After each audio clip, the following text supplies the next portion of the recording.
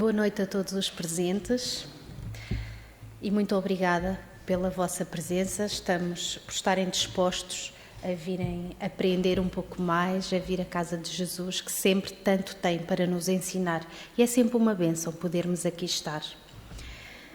Hoje vamos dar continuidade ao estudo, ao conhecimento do livro Os Mensageiros, um livro ditado pelo espírito de André Luiz, ao médium Francisco Cândido Xavier.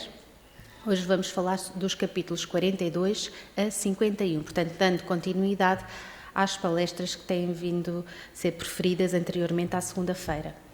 Uma breve contextualização, portanto, este é o segundo livro da coleção A Vida no Mundo Espiritual, foi editado em 1944 e revela, no fundo, o relato de experiências de espíritos que vêm até nós trazer o seu conhecimento, as suas experiências, as suas missões para que foram escalados. Traz também informações muito esclarecedoras de como se processam os conhecimentos e o auxílio no mundo espiritual. Aquilo que muitas vezes os nossos olhos não veem, eles vêm descrever de uma forma extremamente elucidativa, até emocionante. Aqui ficam com uma breve imagem de todos os livros da coleção. Os Mensageiros encontra-se no segundo lugar da primeira linha. Todos eles muito completos e de grande valor. Vamos então passar ao conhecimento de cada um dos capítulos, neste caso o número 42, o Evangelho no ambiente rural.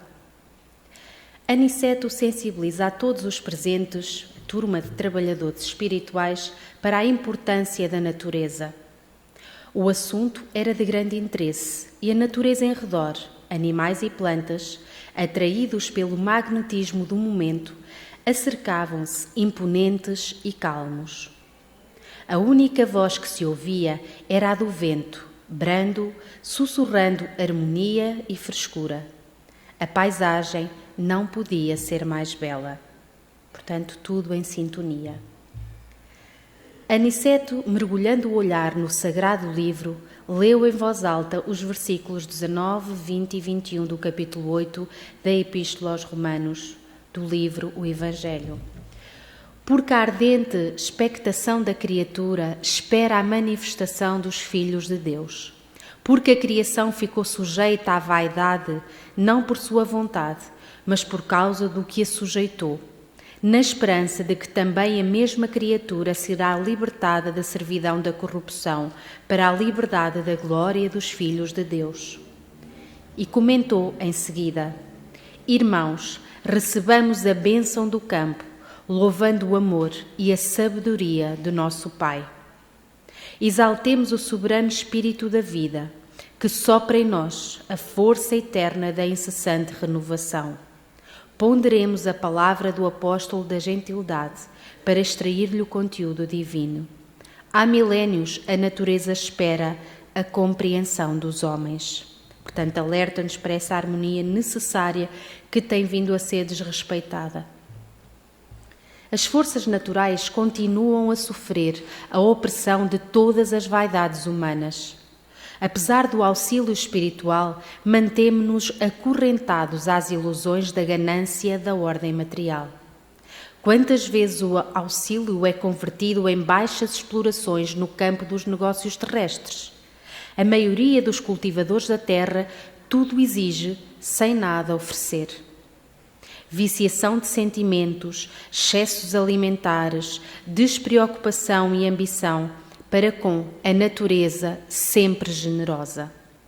Ajudemo-los ainda, agora e sempre. Não esqueçamos que o Senhor está esperando pelo futuro deles. Assim é o conselho de Aniceto. Salientou também a importância do nitrogênio para as criaturas terrenas. O homem deverá amar a terra, ao invés de explorá-la de forma inferior.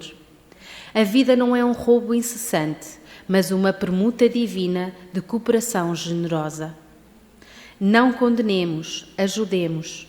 O homem espera a nossa manifestação espiritual.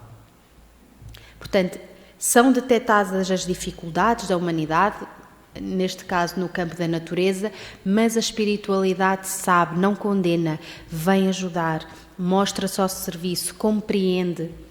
No entanto, não deixa de nos alertar para esse facto.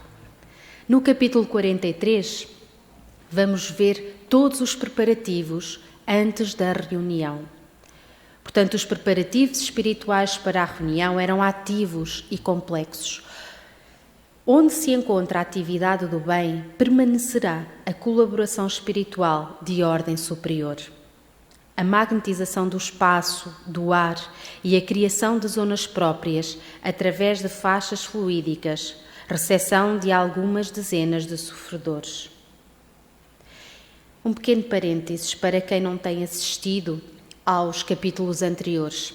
André Luiz, Aniceto, este cabo não está, e toda a equipe espiritual que se encontra de momento na crosta terrestre em tarefa de assistência no lar de Dona Isabel, é um lar que se predispõe à ajuda espiritual. Imaginem aqui o nosso centro com ajuda nos 2 planos da vida. Então a equipe espiritual encontra-se a ajudar, a assessorar os trabalhos dessa casa. Daí, antes da reunião, antes dos trabalhos, como em todos os trabalhos sérios deverá acontecer, há uma preparação que vos garante ser muito mais exigente, muito mais meticulosa, rigorosa, séria do que a nossa terrena. Portanto, existe sempre o trabalho dos 2 lados da vida.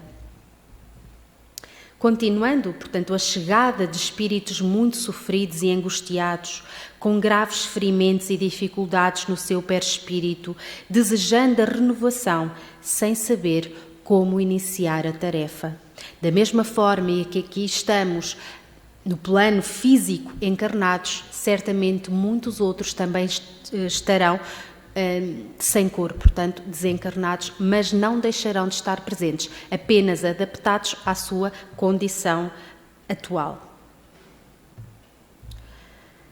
Diz-nos Aniceto: eu não resisti a trazer alguns trechos de discurso direto, porque a mensagem é muito esclarecedora, e eu queria mesmo que todos nós ouvíssemos, porque a mim marcou-me muito certas informações destes capítulos que quis partilhar e trazer para vocês também.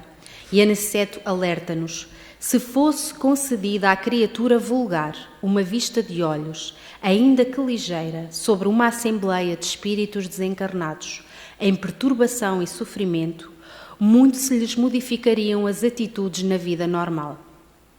Nesta afirmativa devemos incluir, igualmente, a maioria dos próprios espíritas, que frequentam as reuniões doutrinárias, alheios ao esforço autoeducativo, guardando da espiritualidade uma vaga ideia, na preocupação de atender ao egoísmo habitual.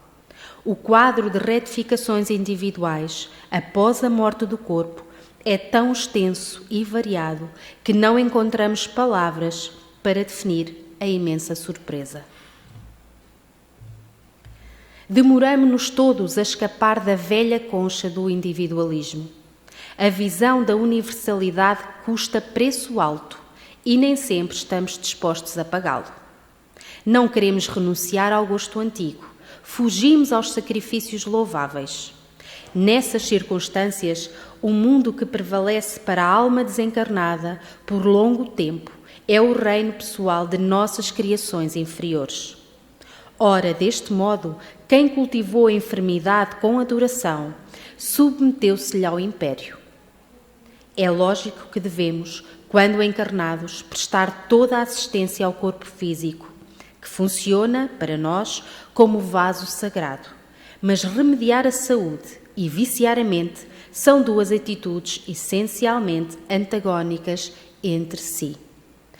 O tratamento, a mudança, deve ser feita das 2 formas, no plano físico e no plano interior também. Não devemos cuidar apenas do corpo físico, devemos livrar-nos dos vícios da nossa mente, dos nossos defeitos espirituais. Só assim alcançaremos a verdadeira saúde. No capítulo 44, André Luiz fala-nos da assistência. Distribuíram passes de reconforto, André Luiz hesitou nas suas capacidades, ao qual Aniceto afirmou: toda a competência e especialização no mundo, nos setores de serviço, constituem o desenvolvimento da boa vontade. Basta o sincero propósito de cooperação e a noção de responsabilidade para que sejamos iniciados, com êxito, em qualquer novo trabalho. Boa vontade, responsabilidade, estarmos de coração naquilo a que nos propomos fazer. Semelhantes afirmativas estimularam-me o coração, diz André Luiz. Durante os trabalhos, a referência para André Luiz, apesar de ter sido um médico terreno, era o amor da enfermeira espiritual Narcisa, que conseguia muito mais com amor do que com medicação. Quem leu o livro Nosso Lar ou quem pôde assistir ao filme recorda-se com certeza da amorosa Narcisa. André aplicou o tratamento do passe a uma senhora que estava cega. De forma surpreendente e instantaneamente recuperou a visão e desfez-se em elogios, louvor e gratidão a André Luiz, que se envolveu emocionalmente também com o êxito do tratamento. Aniceto, mentor atento, interferiu, providenciando mais uma lição. André, a excessiva contemplação dos resultados pode prejudicar o trabalhador. Em ocasiões como esta, a vaidade costuma acordar dentro de nós, fazendo-nos esquecer o Senhor. Não olvides que todo o bem procede dele, que é a luz dos nossos corações. Somos seus instrumentos nas tarefas de amor. O servo fiel não é aquele que se inquieta pelos resultados, nem o que permanece elevado na contemplação deles, mas justamente o que cumpre a vontade divina do Senhor e passa adiante. Agradeçamos a Deus, agradeçamos a Jesus. Eles sim são os benfeitores maiores. De acordo com o observado, alguns têm melhoras substanciais, outros parecem impermeáveis aos tratamentos. Importa semear o bem e deixar a germinação, a flor e o fruto com Deus. É verdade, por vezes parece que as pessoas não sentem melhoras, que nada muda, mas sabemos que nada se perde, a semente fica e no momento certo, com as condições próprias, semente de Deus certamente germinará. André Luiz mostrou-se impressionado com a quantidade de sofredores, do nosso lar até à crosta terrestre. A esmagadora maioria desses padecimentos deve-se à falta de educação religiosa. Não à da boca, de ouvidos ou de sacerdócio, mas àquela que deverá ser íntima e profunda e que o homem nega sistematicamente a si mesmo. Educação religiosa. No capítulo 45, vamos conhecer mente enferma. O número de benfeitores presentes dos dois planos da vida era semelhante aos de necessidades espirituais e terrenos. Um frequentador, denominado Dr. Fidelis, apresentava um género de nuvens na zona do cérebro e alegava: há muito, asseverava com ênfase, frequento as reuniões espíritas, à procura de alguma coisa que me satisfaça. No entanto, e sorriu irónico, ou a minha infelicidade é maior que a dos outros, ou estamos diante de uma mistificação mundial. Teceu longas apreciações e dúvidas, as quais foram desmistificadas e esclarecidas pelo nobre mentor orientador. E Aniceto concluiu: repararam como este homem traz a mente enfermiça? É um dos curiosos doentes encarnados. Tem vasta cultura e, todavia, como traz o sentimento envenenado, tudo quanto lhe cai nos raciocínios participa da geral intoxicação. É pesquisador de superfície, como ocorre a muita gente. Tudo espera dos outros, examina seu semelhante, mas não o escuta a si mesmo. Quer a realização divina sem o esforço humano. Reclama a graça, formulando a exigência. Quer o trigo da verdade, sem participar da semeadura. Espera a tranquilidade pela fé, sem dar-se ao trabalho das obras. Estima a ciência sem consultar a consciência. Prefere a facilidade, sem filiar-se à responsabilidade. E vivendo no turvelinho de contínuas libações, agarrada aos interesses inferiores e à satisfação dos sentidos físicos, em caráter absoluto, está a aguardar mensagens espirituais. Então o mentor traz-nos aqui uma caracterização tão idêntica a muitos de nós, que tudo pedimos, tudo queremos, tudo sabemos, mas no fundo, será que sabemos? Será que estamos preparados? Mas pedimos mensagens espirituais quando há tanto trabalho da nossa parte ainda por fazer. Aprendendo sempre, no capítulo 46. O movimento era enorme e todos os trabalhadores da casa se mantinham a postos, desenvolvendo a maior atenção. Numa mesa haviam numerosas indicações de receituário e assistência. A equipe espiritual recolhia mais informações e pormenores. Semelhante aqui o nosso cilindro, por vezes os pedidos. Nada é esquecido, tudo é visto e é filtrado pela espiritualidade e recolhidas todas as informações necessárias para a ajuda. Os necessitados recebem o que precisam e não o que pedem. Tudo é bem analisado entre o particularismo do seu desejo e o seu efetivo benefício. Outra lição que precisamos aprender. Nem sempre o que nós pedimos é o melhor para nós. Peçamos o melhor para nós e a espiritualidade sabe muito mais. Irá trazer-nos certamente o mais indicado, quando for o momento indicado. Por vezes, esclarece-nos Aniceto, por vezes, para esclarecer determinadas solicitações dos encarnados, remetemo-nos ao silêncio. Como recomendar humildade àqueles que a pregam para os outros? Como ensinar a paciência aos que aconselham aos semelhantes? E como indicar o bálsamo do trabalho aos que já sabem condenar a ociosidade alheia? Não seria um contrassenso?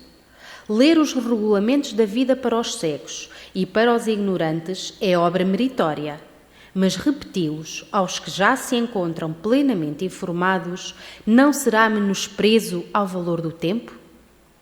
Alma alguma, nas diversas confissões religiosas do cristianismo, recebe notícias de Jesus sem razão de ser. Ora, se toda a condição de trabalho edificante traduz compromisso da criatura, todo o conhecimento do Cristo traduz responsabilidade. As mensagens não surgem em vão. E nós precisamos perder o hábito de pedir, quantas vezes repetir. A espiritualidade não se presta. Nós é que somos preguiçosos e não queremos aprender. Queremos que sempre nos seja dado tudo, na hora que nós queremos, dizer as coisas várias vezes. Não, eles não alimentam a nossa preguiça, o nosso comodismo. Não, somos nós que temos que ir à procura. Temos que mudar e fazer por merecer orientações mais concretas, se realmente for isso o mais importante. Alguns, raros, esclareceu o nosso orientador, merecem o concurso da nossa elucidação verbal, na hipótese de se referirem aos interesses eternos do espírito, quando isso nos seja possível. Entretanto, quase sempre é indispensável nada responder de maneira direta, auxiliando os interessados na pauta de nossos recursos, em silêncio, mesmo porque não temos grande tempo para relembrar a irmãos encarnados certas obrigações que lhes não deviam escapar da memória para a felicidade de si mesmos. O problema é que nós valorizamos pouco e quando valorizamos pouco, esquecemos, passou, não registamos. Não sentimos verdadeiramente as coisas importantes que a espiritualidade faz chegar até nós das mais variadas formas. No capítulo 47, vamos observar no trabalho ativo. Entre os encarnados que assistiam, observa-se instabilidade de pensamento e distrações. A expectativa ansiosa perturbava a corrente vibratória. A mente vagueava para longe dos comentários edificantes, nomeadamente para os afazeres domésticos.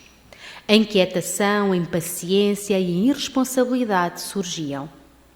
Viam-se-lhe distintamente as imagens mentais. Portanto, a espiritualidade vê por onde paira a nossa mente.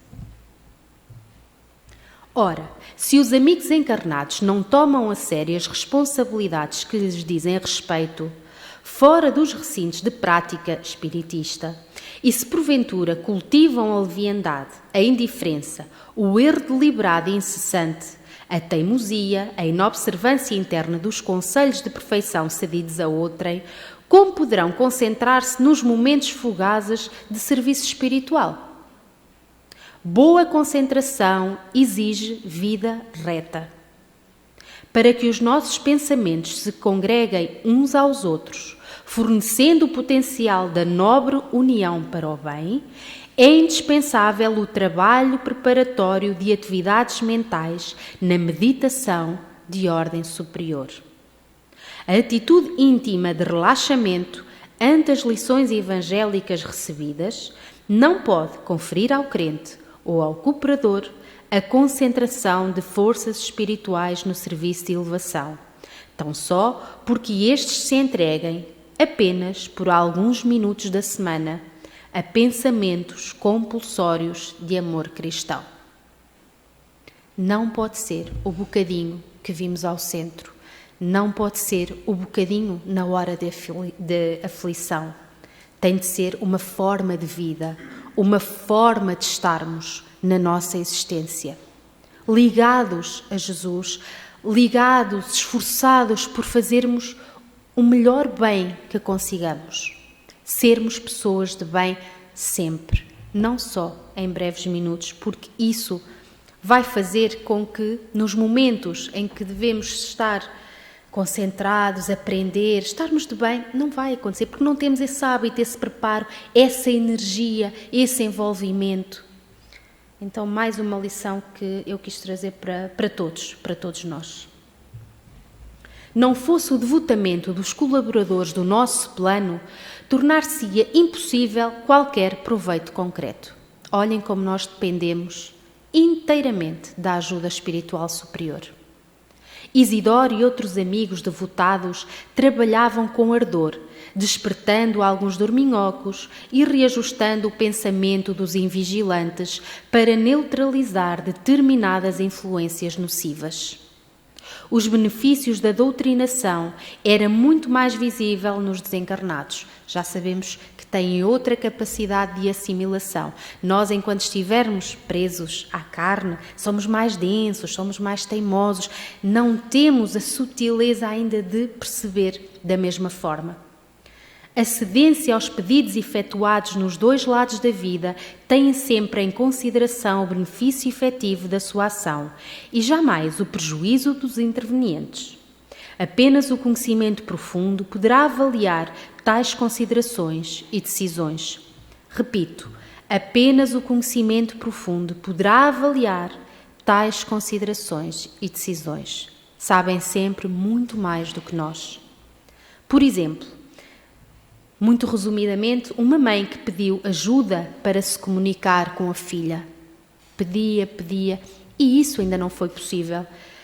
E a Anicete esclareceu-nos, no livro, vocês podem ler, porque o despreparo emocional e comportamental não iria beneficiar, pelo contrário, iria prejudicar. Daí a espiritualidade não ceder a esse apelo, a essa vontade. Também num segundo exemplo, o irmão que passava por uma enfermidade física, portanto, e um parente pediu ajuda, pediu a cura para ele. Mas a espiritualidade superior esclarece-nos também que era muito rebelde, que não cumpria os tratamentos, tudo o que lhe era dito não tinha em conta. Como? Como curar, ajudar de forma mais efetiva alguém que não faz a sua parte? Então, por mais boa vontade que nós tenhamos, há sempre o aval da razão. para se merecemos e se é realmente o mais indicado. No capítulo 48, vamos ver o pavor da morte.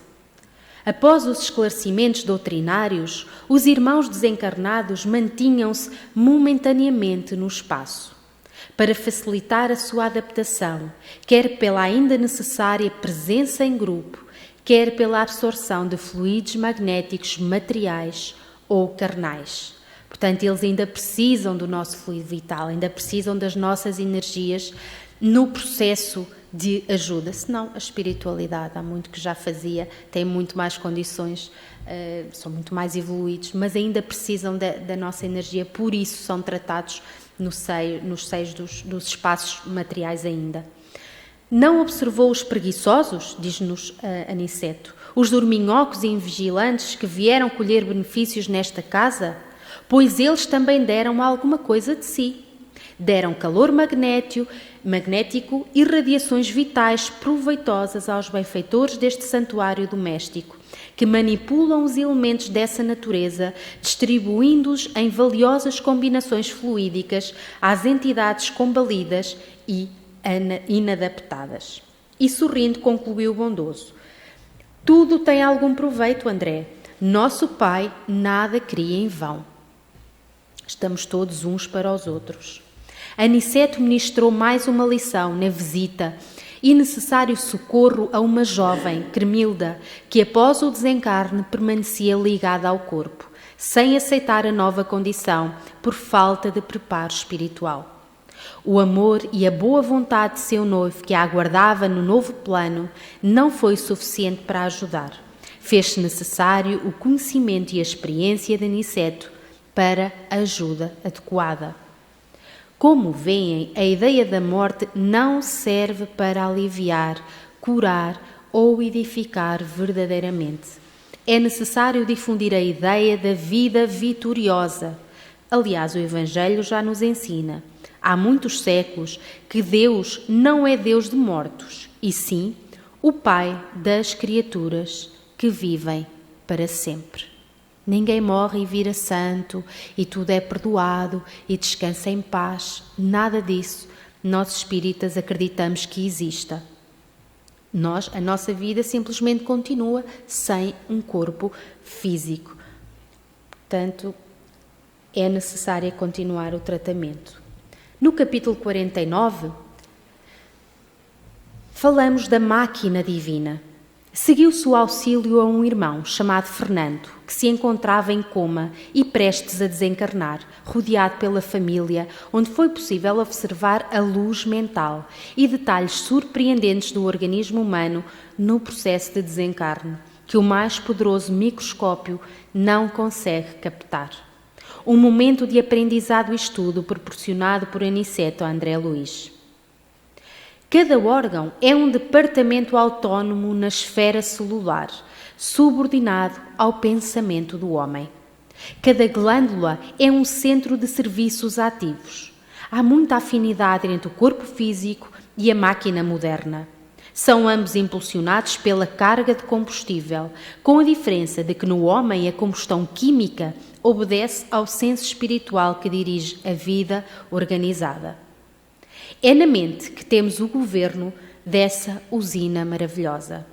Não possuímos aí tão somente o caráter, a razão, a memória, a direção, o equilíbrio, o entendimento, mas também o controle de todos os fenómenos de expressão corpórea.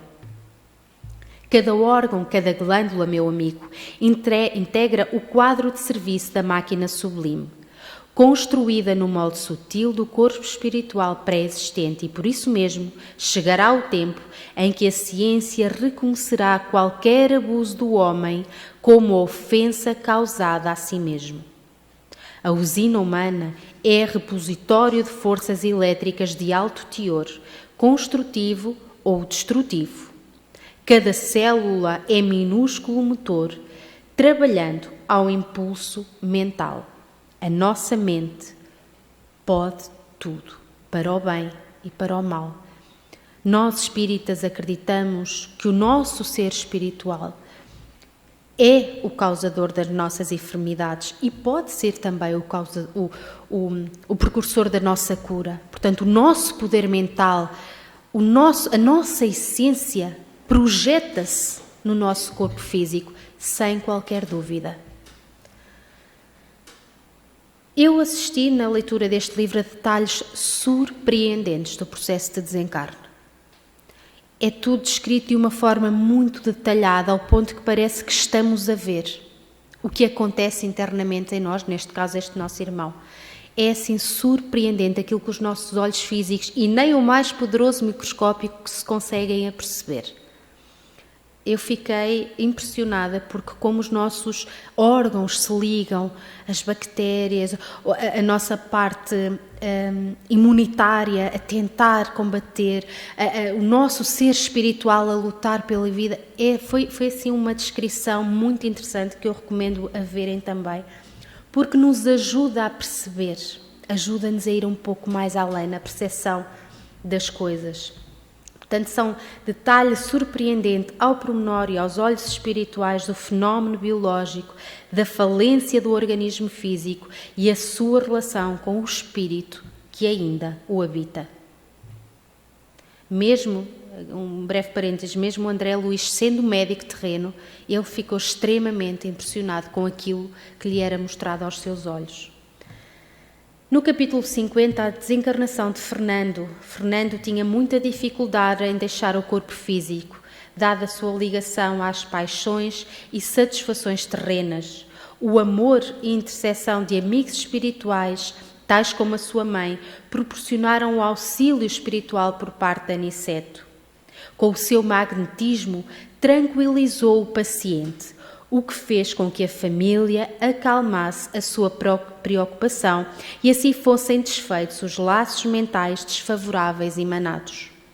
A família Aniceto cercou-se, energizou, os sinais vitais melhoraram, o médico informou a família relaxou, tranquilizou, foi descansar. Esse desligar ou esse alívio mental por parte da família proporcionou a ajuda que Fernando necessitava para se desligar. Portanto, seguiu-se a operação de desligamento do corpo físico e imediato socorro espiritual. Às vezes a nossa energia de preocupação, de querer que viva, não ajuda, pelo contrário, só atrapalha quando seguir é o melhor caminho. Durante o processo, do lado de fora do quarto, espreitavam à janela espíritos inferiores, aguardando o momento do reencontro com Fernando. Quantas vezes? Só não entraram no quarto pela proteção amorosa que rodeava o enfermo. Tal não era permitido. Paulo de Tarso, no capítulo 12 da Epístola aos Hebreus, afirma que o homem está cercado de uma grande nuvem de testemunhas. Ora, essa informação foi endereçada ao espírito humano há quase 20 séculos.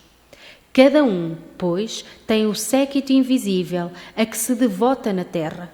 Mais tarde, quando a coletividade aprender a grandeza das lições evangélicas, todo o homem terá cuidado na escolha das suas testemunhas. Estarmos conscientes que nunca estamos sozinhos.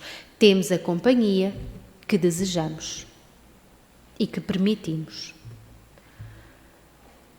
Finalmente, no capítulo 51, nas despedidas, depois de outras atividades espirituais numerosas, findou a semana de serviço a que Aniceto nos admitira em sua companhia. Seguíramos o nobre instrutor através de tarefas variadas e complexas. Sediados no templo acolhedor de Isabel, atendemos a considerável número de doentes, bem como irmãos perturbados, abatidos, transviados e moribundos. Nosso orientador tinha para todos os casos maravilhosos recursos de improvisação, sempre atencioso e otimista. Aqueles poucos dias de trabalho novo encheram o cérebro de raciocínios novos e o coração de sentimentos que até então desconhecia, diz-nos André Luís. Também os seus conhecimentos de medicina foram reformulados. A ascendência mental no equilíbrio orgânico, as forças radioativas, o campo das bactérias, a visão mais ampla da matéria organizada, compeliam-me a nova conceituação científica na arte de curar os corpos enfermos. Alargara-se, sobretudo, na minha alma, o entendimento acerca do médico divino, que restabelece a saúde do espírito imortal. A claridade extensa que me felicitava agora o espírito fornecia mais largo conhecimento de Jesus. A fé era, sim, uma fonte de água viva, nascente espontaneamente em minha alma. Traduzia-se em reverência profunda, aliado ao mais alto conceito de serviço e responsabilidade, diante das sublimes concessões do Eterno Pai. Encontraram um tesouro inacessível à destruição e um bem intransferível, por nascido e consolidado em mim mesmo. Queria finalizar trazendo-vos o trecho da oração de Aniceto no final da jornada de trabalhos. Senhor, ensina-nos a receber as bênçãos do serviço. Ainda não sabemos, amado Jesus, compreender a extensão do trabalho que nos confiaste. Permite, Senhor, possamos formar em nossa alma a convicção de que a obra do mundo te pertence, a fim de que a vaidade não se insinue em nossos corações com as aparências do bem. Dá-nos, Mestre, o espírito de consagração aos nossos deveres e desapego aos resultados que pertencem ao teu amor. Ensina-nos a agir sem as algemas das paixões, para que recomeçamos os teus santos objetivos. Senhor amado, ajuda-nos a ser teus leais servidores. Amoroso, concede-nos ainda as tuas lições. Juiz reto, conduz-nos aos caminhos direitos. Médico sublime, restaura-nos a saúde. Pastor compassivo, guia-nos à frente das águas vivas. Engenheiro sábio, dá-nos teu roteiro. Administrador generoso, inspira-nos a tarefa. Semeador do bem, ensina-nos a cultivar o campo das nossas almas. Carpinteiro divino, auxilia-nos a construir nossa casa eterna. Oleiro cuidadoso, corrige-nos o vaso do coração. Amigo desvelado, sê indulgente ainda para com as nossas fraquezas. Príncipe da paz, compadece-te de nosso espírito frágil, abre nossos olhos e mostra-nos a estrada de teu reino. E assim finalizou com esta prece Aniceto mais esta jornada e seguiram na caravana de retorno à colónia espiritual Nosso Lar. Muito obrigada a todos pela vossa atenção e de coração que todos nós consigamos reter um pouco daquilo que pessoalmente me tocou também. Muito obrigada.